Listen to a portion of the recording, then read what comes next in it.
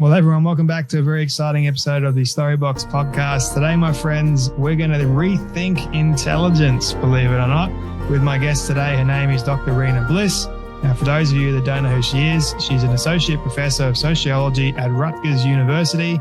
She's an award-winning author of Race Decoded by Stanford University Press and Social by Nature by the same Stanford University Press.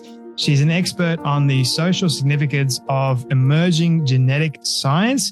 Dr. Rina is a member of the Human Genome Synthesis. I got it right. I was trying to get it up. I was practicing before, Rina, sorry. And yeah, got it out of my tongue. I'm glad I did that. The synthesis project known as GP Right, as well as the Finding Your Roots Genetics and Genealogy Project. She's an affiliate of UCSF. What's that, Rina? So that's a university in California that is the state's premier medical institution, and it's basically a medical school. I used to be a professor there. A couple of years ago during the pandemic, I moved to Rutgers University, which is on the East Coast of the United States in the state of New Jersey. And it's a, kind of different environment, really exciting place to teach as well and work. But yeah, so UCSF is a place that I still have an affiliation with, and I still have some students graduating from there. It's really exciting. And that is, that kind of brings the context of why you moved over. We were just talking about that a moment ago, actually, which is pretty cool. But UCF and UC Berkeley Center for Social Medicine, and she's also a consultant to public institutions like the National Academics of Science, Engineering and Medicine, California Academy of Sciences, Exploratorium, and Robert Wood Johnson Foundation. I got it all out of there. And you've got a brand new book coming out called Rethinking Intelligence by Harper Wave. It tells us what we should know about the new science of intelligence and how best to use that knowledge in our daily lives. Dr. Rina Bliss, can I welcome you so much to the Storybox podcast today? Thank you so much. I'm really happy to be here. I'm really happy to have you here, actually, because intelligence is something that I've been very fascinated by for quite some time, actually. I don't think I've been trying to figure out whether or not I'm actually an intelligent human being or whether I'm not, and I'm just trying to fake it or anything like that. No, I'm just kidding. But I've read books by Dr. Daniel Goleman about EQ and versus IQ and emotional intelligence and those kinds of things. So I was very fascinated by this whole idea of rethinking intelligence, which we'll get into in just a moment. But can you share with me, to start off with, how you're feeling about the whole process of writing a book like this? I mean, it's no easy thing, I'm sure. Yeah, I mean, writing books has been a really fun part of my job. There's the teaching, there's the research, all of it has its kind of beautiful moments and everything, but I actually really enjoy writing books. So writing a book of this nature has been pretty much one of the bright spots in my day. And the way that I do it is I just write a little bit every day. I'm kind of like a small bits kind of person. And so I feel like I've been in writing mode for many years now. So it's kind of old hat for me in a sense, but writing, knowing that I am speaking to a wide international audience, is something else. It just feels very enriching. It feels rewarding. I feel like I'm not just writing something that some other scientists who are interested in the specific area of blah, blah, blah, blah, blah, are going to see, but rather all kinds of people. And I always think about, having a great effect on the world, bringing knowledge to the world is something that, you can kind of ask yourself, could you bring this knowledge to a 17-year-old as I do in my classes, right? Because I teach freshmen. Could you have that conversation with a 17-year-old? Could you have that conversation with a 71-year-old? Could you have that conversation with a 91-year-old, or a person who's over 100, and I think that the more that the answer becomes yes, the more gratifying it feels. It's like knowing that that everybody can have access to the information rather than just people who have PhDs and, follow a specific line of research. Yeah. It's Why? Really, really good. Sorry, I cut you off there. Didn't mean to. Why specifically the subject of intelligence? Well, I have a lot of personal interest in the subject from my own experiences growing up and from my own experiences with intelligence testing, with standardized aptitude testing, being scored and being kind of told that intelligence was this one thing, and then finding out through my research that it is totally something else, right?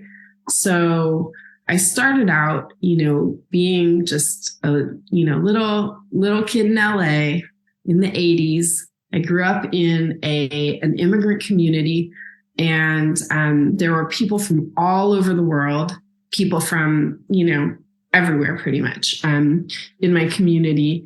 And most people didn't speak English as their first language. And most people were working people, like they had jobs that they had to do all day, sometimes all night. My mom is from Indonesia, as I mentioned to you earlier, and she had to work all kinds of hours. And my dad was American, and he actually is a New York transplant to the community that I grew up in. He moved to Hollywood as a kid, but I lived in the house with my mom because my dad suffered from really bad addiction. He was an addict when I was born. He was an addict my whole life, but he, had a lot of problems. And so even though if he wasn't on the street or he wasn't in jail, he was at our house and spending time with me. So he was in my life as like a daily thing. But he wasn't he didn't sleep in our home, and it was, pretty much my mom, me, and, I had a lot of babysitters and stuff like that. And I'm just telling you all this background information because basically, I grew up in a house where, and in not just a house, this is like normal. This kind of story was just totally normal in my community. I was in a house where there was no one to help me with homework assignments. There was nobody to help me with academics. There was no one to help me learn how to do this or that. And yet I was being tested at my schools, and I was being scored and placed and tracked according to my scores. And this is again what I experienced in my community. I was just an average kid in that setting. And the thing was, in this kind of immigrant setting, the immigrant parents who were there trying to really show up for their kids, they felt like education was everything to them.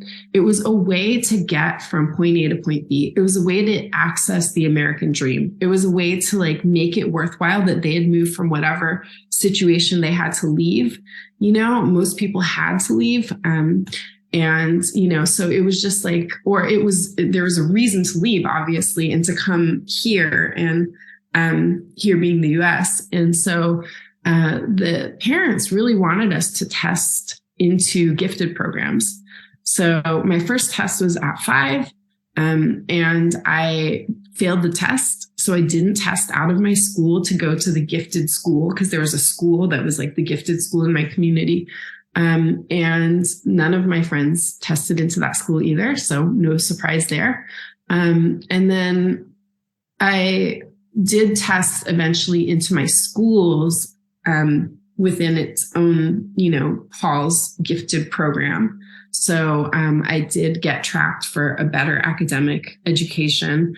But that came later. And basically, I was told that I was about as good as my score. And all of us kids were told that. Now, I have a lot of students now who are Zoomers and who tell me the same thing has happened to them and the same thing is going on right now. So it's like, sadly, this isn't just something that happened in the 80s. This is something in the 90s. This is something that like happens now today. And so, I just realized that like there was all this weight being put on these scores. And yet so many of us were not set up to take these tests and to score high on the tests. So, and the scores were the gateway to quality education. And some of the students, who scored low would be put into special education tracks that failed them, so it was really like that part of it was not fair at all. But the crazy thing is that at the time, the science kind of backed it up because everything was focused on IQ scores. And so it really was like, this wasn't like schools doing something rogue or crazy. The schools were just doing what the scientists said was true. And, you mentioned, your familiarity with like emotional, an EQ, an emotional quotient or emotional intelligence. And there's also been, a lot of research into multiple kinds of intelligence, right? Multiple intelligences. And so there was also like this shift going on at the time that like, we can diversify our understanding of what intelligence all entails, right? But still like academics wise, like everything was based on this idea of there being an kind of academic type of intelligence. Intellectual intelligence was still this IQ thing. And so, and that was based on ranking you according to how you compared to people your own age, not like finding out, did you have anyone help you with these concepts? Do you know anything? Do you have any cultural familiarity with the words that are going to be on the page at all? No, just like take the test, perform, and then see what happens, and then we'll put you in a school that's like extra special and helpful to you, or we'll put you in a room where nobody gives you any academics and just like ignores you and sees you as like a behavioral issue or babysits you or, ignores you basically. And so the other thing was that at the time, there was this idea that genetics was behind it, right? And unfortunately, as I write about in my book, Rethinking Intelligence, there's a lot of genetics today, genomic research, the research that looks at the entire genome, right? And there's a lot that still says this, that like, it's just your genes, there's a genetic lottery, you're either a winner or you're a loser, and we just have to figure out which one you are and then set you on that path, right? And there are genetic IQ tests and there are all kinds of like, kind of shady apps and things like that to like supposedly track you and help you track yourself or get tracked, right? But like really back then, genomics, the study of our DNA sequences and the relationships between those genes and everything, that was just getting off the ground. So there wasn't even any genomics back then. And since then, we have done all of this research and we found that this just isn't true. None of that stuff was true. So genomics really tells us the opposite. And I could tell you about that if you think that that's interesting to your listeners, There was a lot of questions that I have from that answer that I want to sort of unpack. One of the things that I was very interested in is you mentioned that your dad was an addict for pretty much a long time. My whole life. Your whole life. And I wanted to ask you, is there any distinction or any association with intelligence and addiction that you've looked at all? I haven't looked into that. There are people who do research into, they look for genetic associations, aka gene variants that are associated with both. Yep. And I think that research is ongoing. It's underway, and there's not as much. There's nothing definitive. But the problem with a lot of that research right now is that much of it takes intelligence as in terms of people's reported, self-reported IQ scores. And so anytime you're just using one of those scores as the representation of a person's intelligence, I'm going to flag it and say like, that's problematic for the reasons I was just talking about, Yep. Like there's a lot that goes into taking a test and performing well on a test. And there are actually a lot of, sadly, in the United States, I'm not sure how it is in Australia, but probably there are these companies as well. But there are firms that, coach people on IQ tests and on intelligence tests, et cetera, and try to get, help people with a lot of money because they're very expensive services. It's like help them get into these, magnet schools or special schools that then feed them into top universities and stuff like that. So, but yeah, I mean, addiction, obviously, like, that's one of these things that I'm saying is like an environmental factor that is not taken into account when you're looking at these scores. Yeah. It's like, is a person, is a student or even an adult, because we still use intelligence tests in hiring, in job placement, employment, et cetera. And so yeah, it's just really interesting to think about how there's so much that's behind it and a person's own addictions, but also their parents, their caregivers, all of that could play into how well they perform on a test. Yeah. And it can also go the other way around. So you could have a really, really smart individual that tests quite highly on IQ tests, and then they still struggle with addiction too because of cultural issues that go on, and they're exposed to certain things, or there might be a gene that, say, is more inclined to go towards that particular kind of addiction. It's like it's an interesting line of study, I think, and you can't point it to one particular thing and say, oh, it's all intelligence fault. It's not. Or this person that is struggling with addiction is less intelligent on whatever case. Because I know a lot of people that do struggle with addictions, and they're incredibly intelligent people on if you're looking at the IQ sphere, as well as the emotional sphere, and as well as the social sphere. So it's one of those things. But I'm interested in, like, from the very beginning, who are the ones that created these particular tests in the first place, and who are they to say, like, just because you answer these questions, it suddenly means that your brain capacity is a lot more intelligent or smarter than, say, another person's, because you can answer these questions correctly according to these people.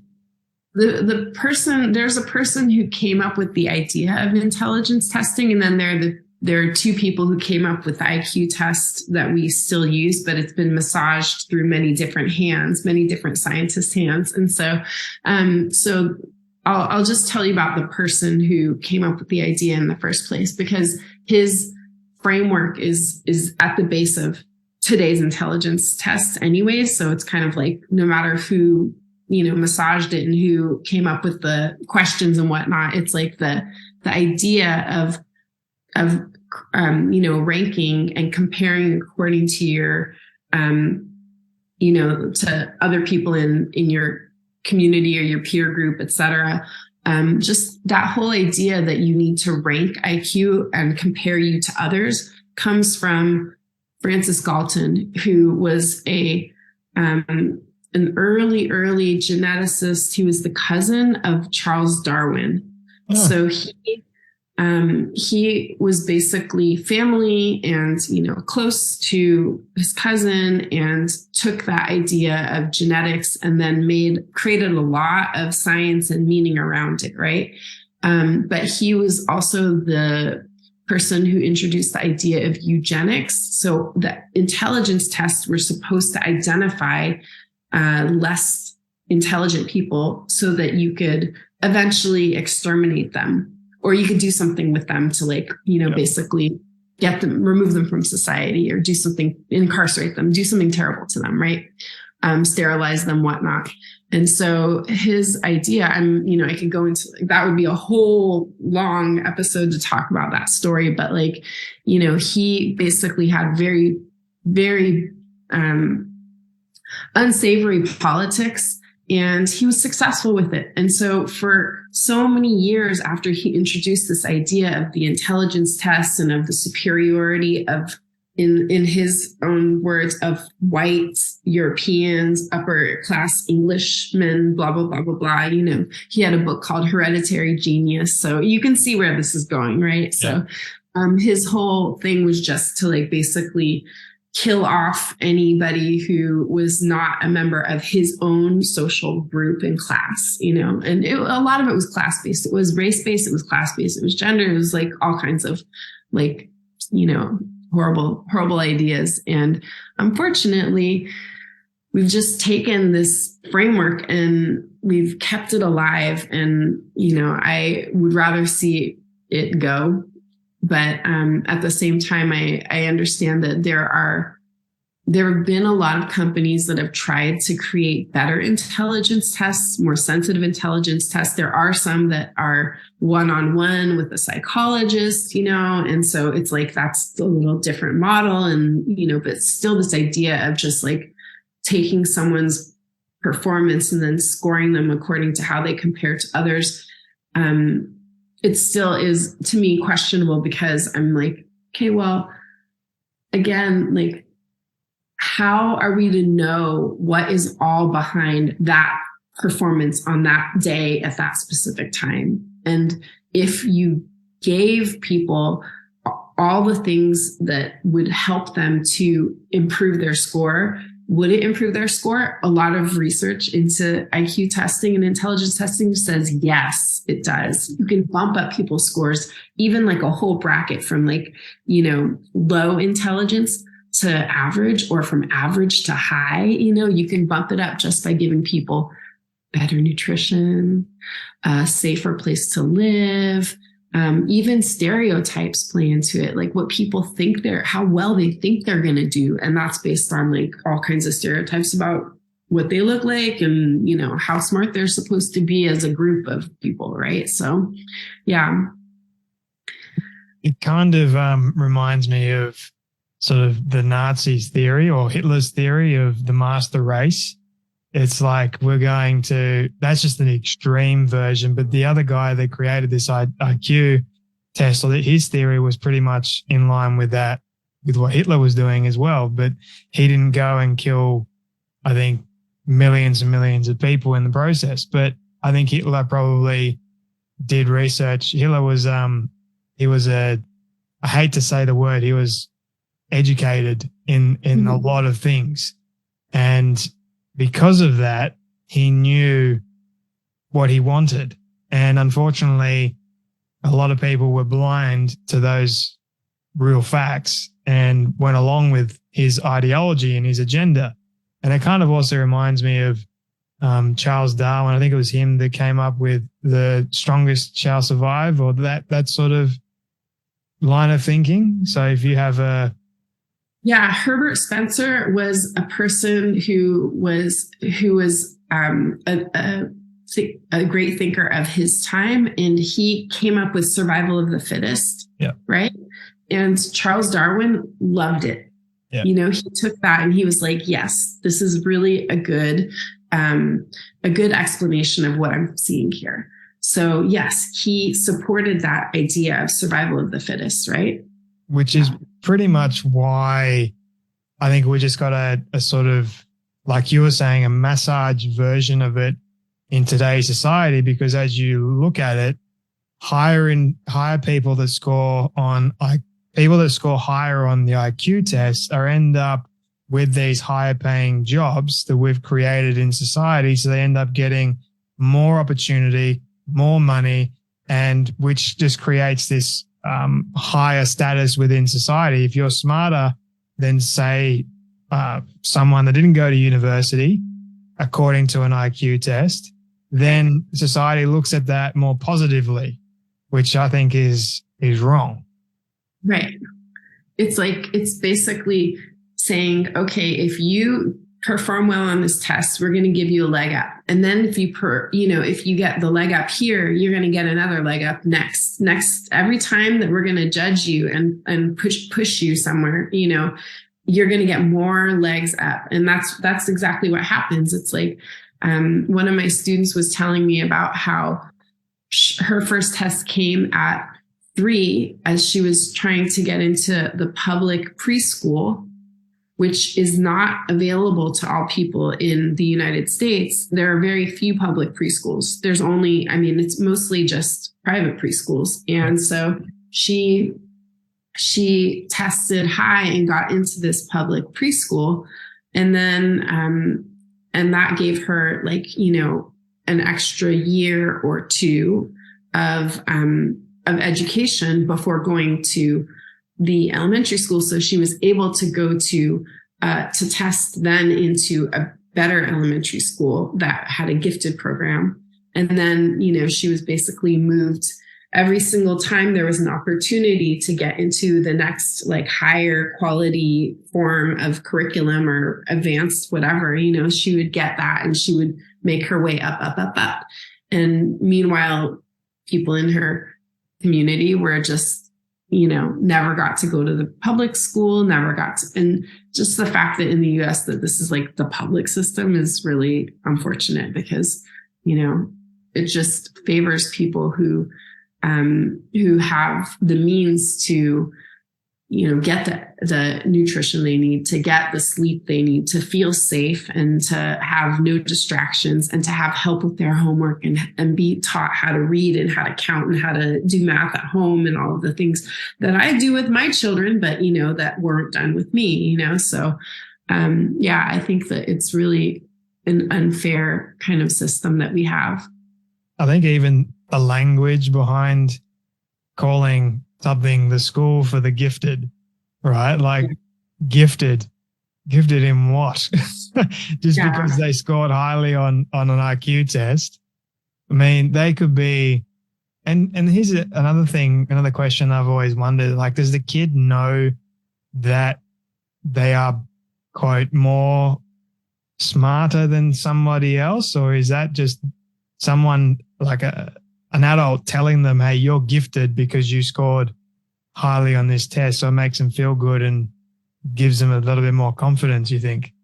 Yeah. Well, for me, when I finally tested into my own school's gifted curriculum, it was just from then on, not just my friends, but also my classmates, but also the teachers would call me gifted. And they would talk about me. There's smartest kid in the class. Oh, you're the smartest kid. Every single class, it was you're the smart one. There's only 3 of you, So you're the smart ones. And so it was just okay. And for me, I just I formed my identity around that because I was okay. And especially because I was already facing all kinds of, unfortunately, I was facing bullying and negative stuff around, being Southeast Asian and stuff like that. And so, and being mixed, and it was just for me, it was an escape in a sense, to just identify with the good parts, the parts that people liked about me. So I'm then I'll just be the smart kid and I'm going to be the smartest kid. And here I go. I'm just going to be I'm going to outsmart the whole entire world. And I really felt like I was, I was winning by making myself into this academic robot. Whereas there was so much going on in my household that I needed to talk to someone about, and that there was no attention to the social emotional piece of it. Right. And in other countries where they have a longer span of time focused on social emotional learning, Scandinavian countries and other countries where there's like, a delay. Well, we call it a delay, but like for them, it's just like makes sense. You just don't start the academics until a little bit later. I think that there's more of an opportunity to find out if a kid needs help, right? And I feel like unfortunately, there was just also within that community, that immigrant community I grew up in, because education was so highly valued, there wasn't enough attention from our parents to the social emotional piece, because they were like, oh, well, if you're doing great in school, then there must be no problems, right? Yeah. I mean, I don't think that anybody talked to me about my dad's addiction besides my mom in a complaining kind of form, and yet, like, that was so definitive of my everyday experience, It just sounds like a limiting idea at the same time, because you're pretty much basing a person's worth on whether or not they are quote gifted or not. And you make them feel even more special, which makes the child obviously think that they are different in a good way. But then because they feel different, they don't know really how to react around other kids. And it goes the same way with kids that don't feel like they are gifted too. They don't know how to act around, say, someone that is called the smartest kid in the room. It's like, I feel too nervous to go up to them because they're too smart for me to actually hold a conversation with them.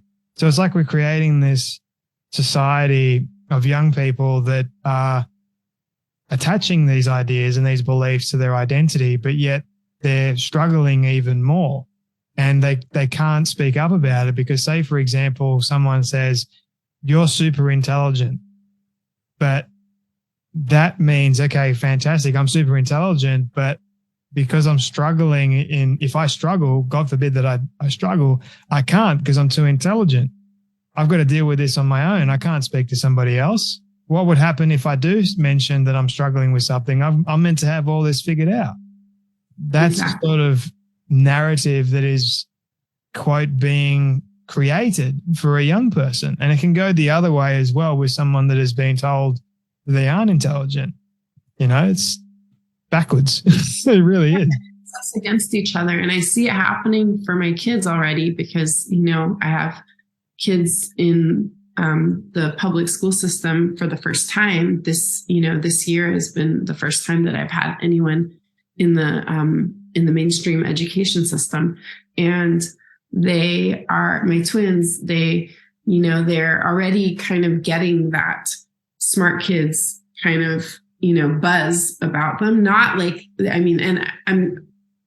are a lot of kids who get that buzz about them at the school because the school is, we moved to this place that has these great public schools. So they're like, really, and also they're very focused on social and emotional learning and everything. But still there's this almost like subliminal way that it just happens, And so because we've spent so much more time than other people with them, like physically present with them.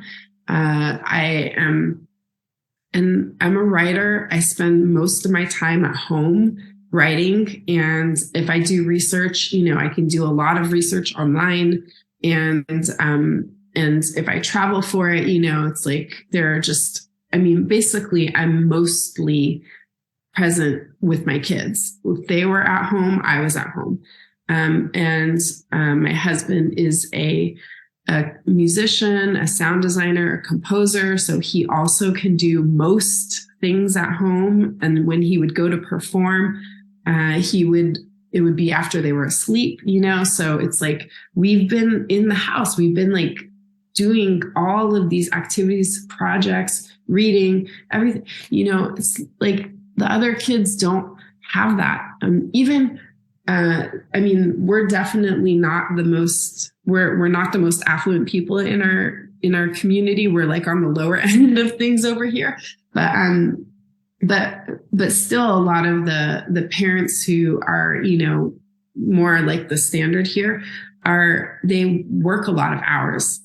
Even those who worked remote during the pandemic were working from home in an office, a home office away, right? And so it's like we've had so much time with our kids to like really like help them with their learning. And so, and the other thing is that we've got 3 kids, 3 boys. They're almost the exact same age. It's almost like having triplets. It's like having a mini classroom, So it's just like, they're always learning from each other and pushing each other and stuff like that. So I'm just saying that in that sense, they've been so privileged. And I don't know anyone who has that same kind of like focused parental energy and all of that stuff. And so it's just not fair to posit them as like these, the smart kids, in the class or in the school or whatever, because they're just the ones who got that chance.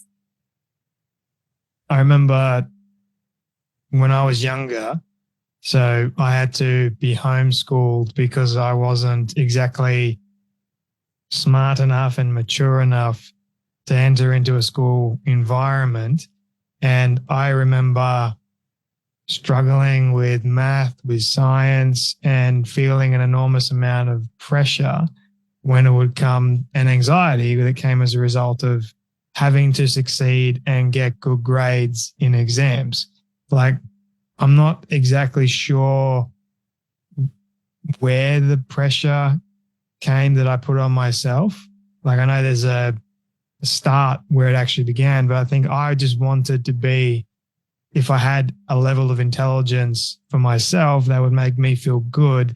But then also I get validation from my classmates. So I wouldn't be stupid. And I didn't want to be classed as stupid. I wanted to be someone that was smart, because the smart people in my class were sort of praised. You know what I mean? So that happened and I went to a small conservative Christian school too. So the whole environment there was still prevalent, which is amazing. It only gets even more heightened in public schools, I've noticed.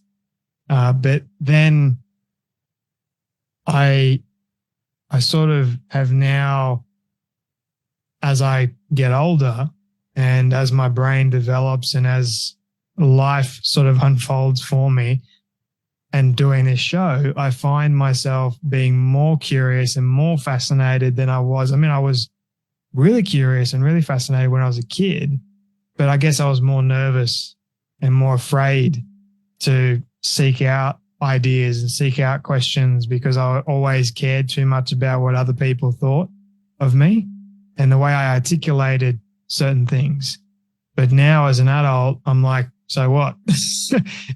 It's okay, but that's the sort of level of education that we need to be telling kids, that it's all right. That your identity or your level of intelligence should not be ever based on an exam. Yeah. It's not, it's like learning should never be about an outcome. Ever. A score, some kind of, milestone, endpoint, whatever you want to call it. It's like, it shouldn't be about achievement. Like the achievement. Yeah. It should be about the curiosity, that spark. It's not the later part. It's the spark. It's like being able to be excited and stay excited.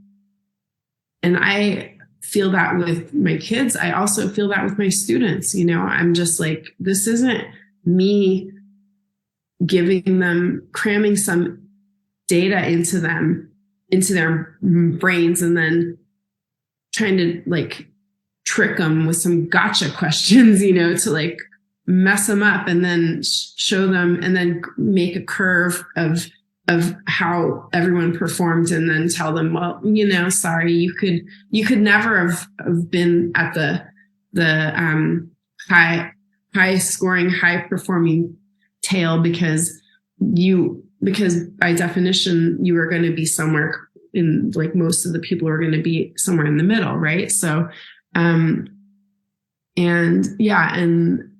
it's just like learning is about that's why I talk about actually intelligence being about learning from your environment, seizing that moment, seizing the learning moment, and like taking that opportunity.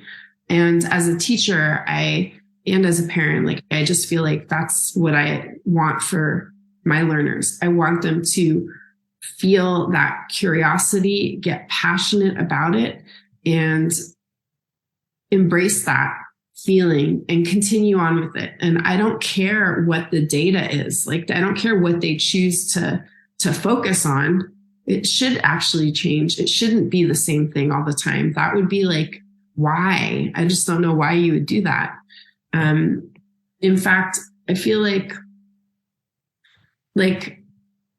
the more you can learn about, the more it helps you to be able to do any job that you can imagine. But like, that's even if we were just saying like, we care about them getting jobs, which is depressing. If that's what all we care about is like, I don't care if you're a good person. I just care that you get a job and like, them perform well at that job, so that you could make some money or something. It's like, yuck. I hope that that's not the world that we're continuing to live by, but that's how it's been. It's definitely been that way.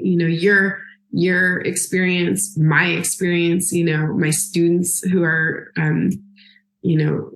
probably like a lot of people I'm talking to are about, like, I was saying 17, 18 years old. That's around the 19 is like older end of the kind of students that I've been teaching in the university. And so it's like, yeah, teens are telling me this stuff is still going this way of like, get out of here, get a job and perform and, make money and all of that. It's just like, it's so sad to me.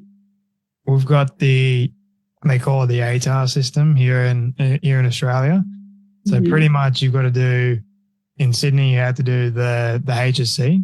So it's a series of exams. You got to perform well, and they basically take your exam as well as your cohort's exam, and they give you an average. So it doesn't matter if you did really, really well in your exams, then your average is usually determined based around how your other classmates did. So your other classmates have got to do really, really well as well for you to get an even better grade too, which is a dumb system entirely.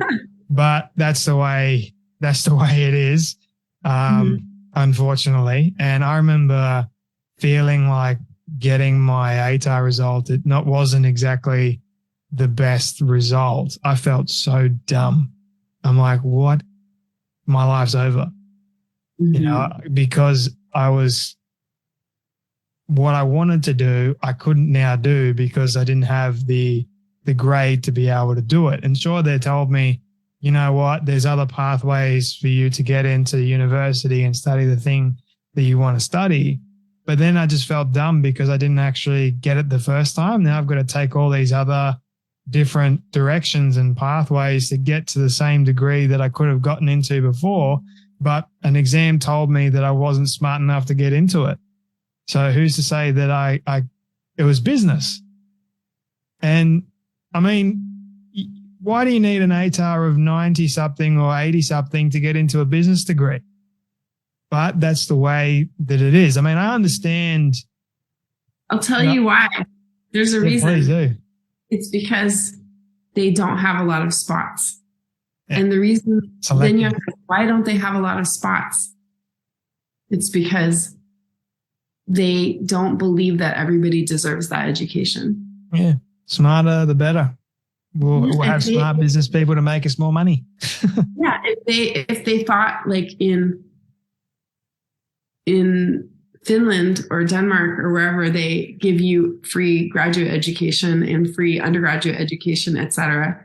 I mean, I've had friends who have gone back for another graduate degree. It was free again. It's like, they're like, oh yeah, I'm really good at this thing I do, but I think I'm getting more passionate about this other thing. And I want to go back and do this other thing. They don't have this thing of like, oh man, I could never change course. I'm already like 25 years old, or I'm already 30 years old or 35 years old. It's like, they don't have that. Like I can't. It's like, sure, I can.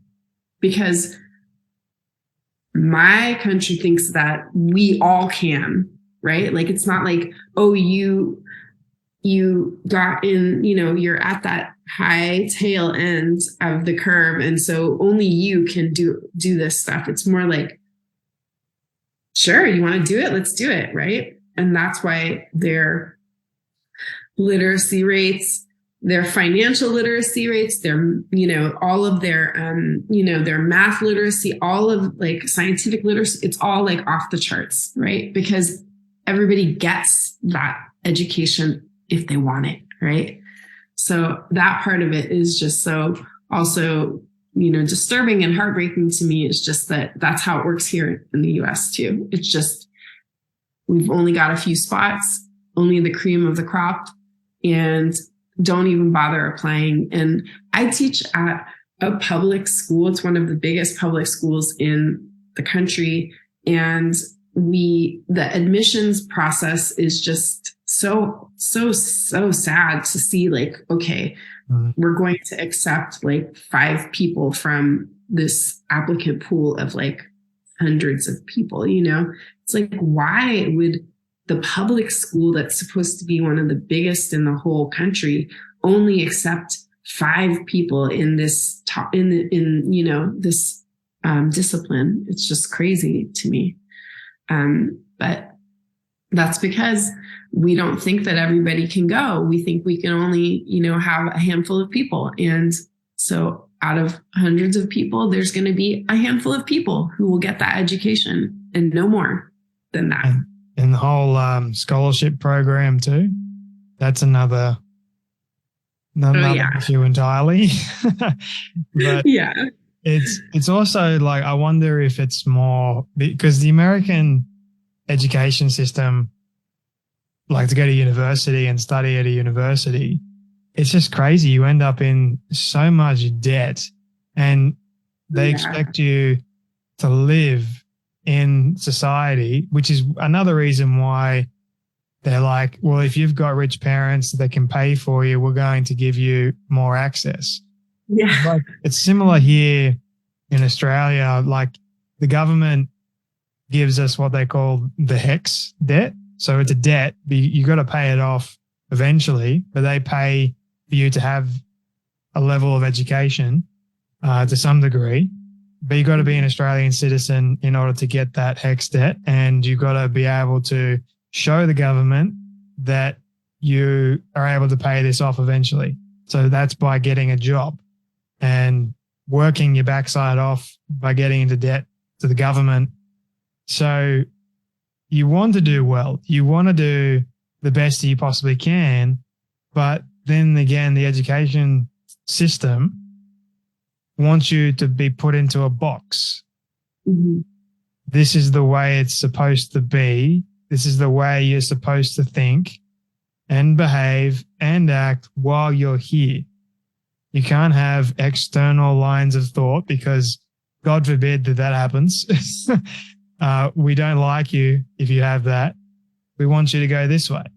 You can't have a different thought process, And I'm currently studying to be a therapist, and the only reason why I'm doing that is so that I can get a piece of paper to say that I'm qualified to do that. And yet I've had so many actual qualified therapists before I even decided to study who all told me, Jay, have you thought about becoming a therapist? That wasn't a coincidence. And I'm not trying to be all proud and arrogant here, but they obviously saw something to some degree. Mm-hmm. Does that make sense? Yeah, totally. It definitely does. And I mean, just the thought of people wanting to do that and to help other people and being prevented from doing that. Because there are people out there who want to help other people, whether it's with therapy or whether it's with, research psychology, or whether it's with studying the education system and fixing education and things like that. It's like there's so many people who want to do that and who are going to be prevented from living out their dreams because of a score or because of their pathway getting, wonky because the system prevented them from even just being on a straight path towards those dreams in the first place, right? Yeah. So yeah, I think that it makes complete sense. And it's something that we have to change. I really, really want us to change these things before my kids get into the whole college game, or whatever ends up being in the future. I really, really, really want us to change these things. And there's systemic issues, but I mean, part of it is that we have this broken cultural narrative around intelligence, and it still continues to be IQ, genetics, like all, genetic lottery, all of this stuff. And so we have to fix that as well. So it's both parts. It's the system and it's the narratives behind the system or that uphold the system, right? So it's got those two pieces of it. Having said all this, how about for those people that say, well, you know what, I want to be a doctor, and in order for me to be a doctor, I've got to go and research and I've got to do the exams. I want someone that is highly qualified to be able to do this because they've got my life on the line. Is that system okay, or should we change it to something else in that line of thinking? I don't have a problem with education. I work in education. I believe in education, and I actually want people to get more of it. So it's more about access. That's the part I have a problem with. I want more people to have access to what my kids got access to, and to what you are having access to now that you're in the program, and what I can give people access to if they happen to get into my program, right? So, and part of that is just having people who value you for the person and the valuable person that you are, right? And seeing you as being worthy and seeing you as being full of potential. And even if you are neurodivergent, working with you to make it so that you can achieve attain the parts of the curriculum that you need in order to gain that skill set, right? So we're talking about empowering people to do jobs where they need specific skill sets and they need a certain amount of information. And, so it's like, if somebody is neurodivergent, do they deserve to be just ousted from the whole entire profession? Or do we need to, as educators and as the system of education, make sure that they get to realize their dreams? Because they're not less valuable. They just think differently than the person who passes the test the first time. Yep. Right? So I just want more access to the education. Yes, there are specialty skills and there are specialty bodies of knowledge. And I don't, and no, they should not be only given to specialty people, specialty brains or something like that. It's just like, it's just really, I feel so sad for a lot of my friends who didn't make it through high school. Over here, it's like high school is supposed to be kind of a given. College is not a given, but high school is supposed to be. And yet I had friends who didn't make it through freshman year of high school, because of things going on in their lives and things like addiction and parents or parental addiction, abuse, all kinds of things going on. And then people getting to college, and not making it through college or not making it through freshman year of college, or not making it at all through, and because of these problems going on in their lives. Yeah. I think that we don't value each other. We don't value children. We don't value ourselves enough. Yeah.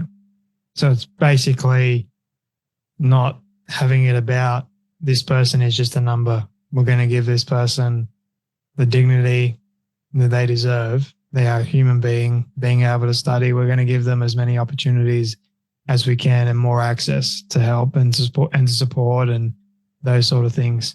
I think that's key. And I love that whole idea, because if someone wants to be a doctor, but yet they can't pass a certain exam, then hey, give them a chance, see what they can do. There's another way we can help them.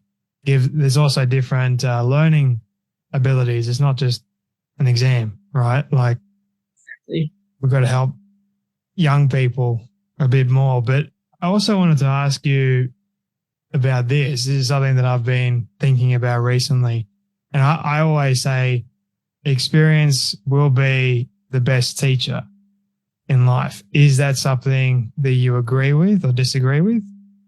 Definitely. I think that experience is the best teacher. And that's one of the things I actually write about in Rethinking Intelligence. I write about learning styles, and I don't use the term styles, but I talk about a kind of pedagogy that I think is more effective for learning, and that is connected learning or collaborative learning. It's where you learn whatever the information that you're supposed to get or the skill set, you learn it with others and in some kind of relationship to them. And usually it's around solving a social problem, solving a community problem, right? And so you can do it at the toddler level with my kids, where you just have them create some sort of mini microcosm kind of community relationship between them, and you ask them to solve a problem together. And then through that, they have to read something, or they have to count something, this kind of thing, or they have to like give something to each other and figure out how to like save so many and give so many and that kind of thing. And then at the adult level, in adult education, you basically set the students on a problem, solving a problem. And in the medical school, in UCSF that I used to teach at, it would be like the problem would be some kind of medical case, a case study, right? Like somebody's presenting with these symptoms and we have to figure out all the stuff around them to like figure out what's going on. And then if you're talking about, in my medical sociology classes that I teach, my mental health class, my mental illness class, it's more like looking at a specific disorder and then trying to, again, work backwards to figure out, but doing it as a group and doing it about some issue that the students can sink their teeth into. And so this is the kind of learning that I think is much more effective. And when you are, yourself, you're just like going through and learning things. If you can find a way to make it collaborative, I think that that's even going to help secure, to like really like burn that info into your brain and burn those skills into your brain. So collaborative, interactive learning to me is much more helpful than solo, atomized, individualized kind of learning. Yeah, I agree with that.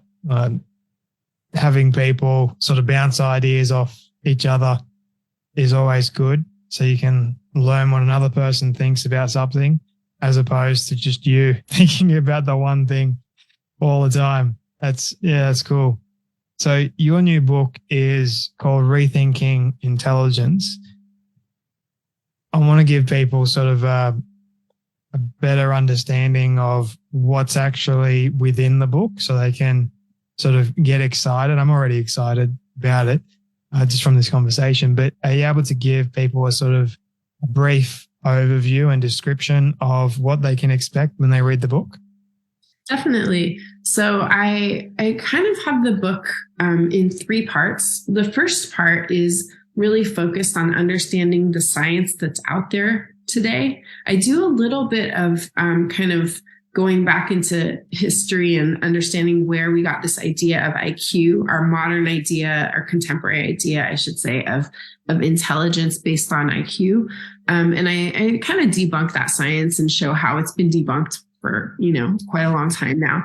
And yet today we still have these genomic studies that try to search for kind of genetic culprits associated with or kind of causal factors that could tell us like, oh, this person has this genetic variant, and so they might be smarter, or this person has this combination of these genetic variants, and so they'll probably get further along in school and all of that kind of stuff. And I talk about why we need to be wary of those studies and why we need to be really careful in in our way of just it's natural for us to be excited about genetic research, and it's natural for us to want to know about our own genes and our own genomes and everything. But in that first section, I also talk about this thing we call the epigenome, epigenetics, which is the parts of our genome that are slightly modified, and they basically tell our genes whether they should express and turn on, essentially, or stay silent and turn and stay off, basically. So there's this part where I talk about how that part of our DNA code is always changing with regard to the quality of our environments, and that's quality of sleep, quality of nutrition, quality of water, air, everything, and stress. So I spend some time on stress, and I talk about how toxic stress is for us. And then I spend the next part of the book just focusing on strategies that can help us improve our mental acuity and our clarity of mind. And they're strategies that, like what I was talking about earlier, connected learning, like mindfulness practice, things like that, where they're strategies that don't cost anything. They're strategies that don't require going to a special school or doing a special thing. It's just like, and definitely they're not strategies where you have to like go buy some kind of DNA test and find out and then blah, blah, blah, do all this stuff. Right. So that's what the second part of the book is. And then the last part, I just talk about the education system and a lot of the issues we've been talking about. So I just want to give people a sense of how our communities need to be structured differently in order for us to get the full potential, to get the most out of ourselves. Right. Because of this thing I was talking about, the epigenome, because our DNA is responsive to our environments and the quality of our environments and stress and the stress of testing, even just that, like that's so bad for our own bodies. Our genomes give us the basic architecture to do all the thinking we need to do all that learning, to do all that knowing, to do all that interacting, that beautiful stuff that we do. But can we do it if we're stressed out? Nope. Are our genes expressing themselves the way that they're supposed to, turning on, doing the work that they're supposed to do for us? No.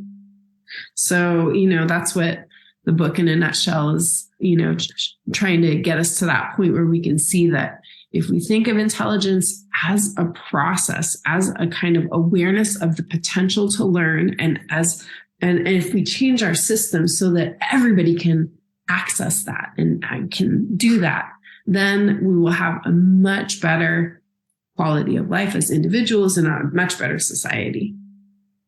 And we didn't even touch on the whole genetics and genome aspect of things, which is something that you are very, very familiar with. Yeah. Perhaps that's for another conversation. But thank you so much, Dr. Rina, for everything. Where do you want people to connect with you, learn more about you, get a copy of the book? You can get a copy from HarperCollins' website for the book. You could also go on Amazon. I don't know in different countries what, but it's the book is actually being translated into different languages as well. So, there will be copies coming, to bookshelves near you. You can, but yeah, HarperCollins has the book there for purchase. And my website is drrinabliss.com. So drrinabliss.com is where you can find more about me. I'm on all the socials. You can find me on TikTok. You can find me on Twitter. You can find me on Instagram, whatever, Facebook, whatever your favorite, method of socialing, you can find me there. So yeah. And I really had a wonderful time talking to you. It was brilliant. Well, thank you for saying that. That's just going to boost my ego for the rest of the day. I do appreciate that, but I really did enjoy this conversation as well. Always love geeking out on certain topics, especially like this. And I could have geeked out even more if we had talked about the whole genetics aspect of things, but definitely going to have you back on at a later date to discuss that side of things. But Dr. Rina, thank you so much for your time today, your wisdom, your advice, and your stories, and for joining me today on the Storybox podcast. Thank you so much.